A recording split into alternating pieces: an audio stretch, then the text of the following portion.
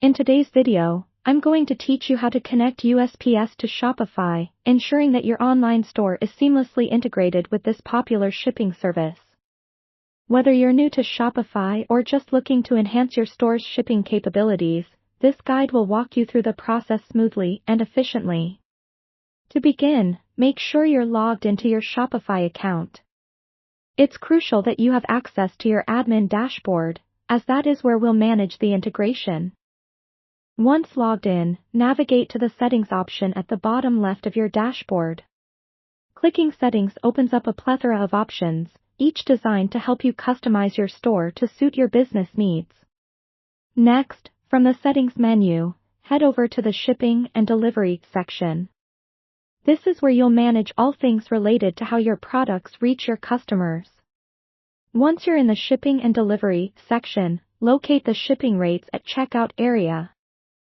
Here, you'll find various shipping profiles that help you configure how your shipping rates are displayed and calculated. It's time to select the profile you want to use with USPS. Within this profile, look for the Shipping From section. This part is vital because it allows you to specify your shipping origin, which will be your business's address. Make sure this information is accurate, as it will be used to calculate shipping rates. Scroll down to the section labeled Shipping Zones.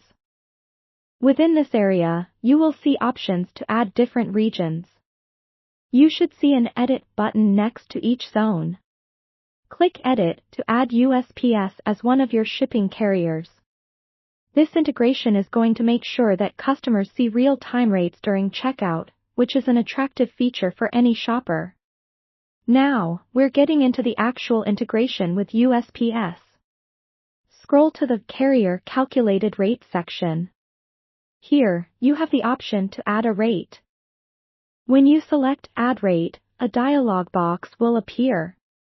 This is where you'll choose USPS from the drop-down list of several carriers. If you don't see USPS immediately, you might need to scroll through or use the search bar. After selecting USPS, you'll be prompted to enter your USPS credentials, which include your USPS account details. This step is essential because it ensures that the rates provided are pulled directly from your USPS account. If you don't already have a USPS account, you need to create one on the USPS website before proceeding. Once your credentials are entered and verified, save the changes by clicking the Done button, and then ensure you click Save again on the main Shipping and Delivery settings page.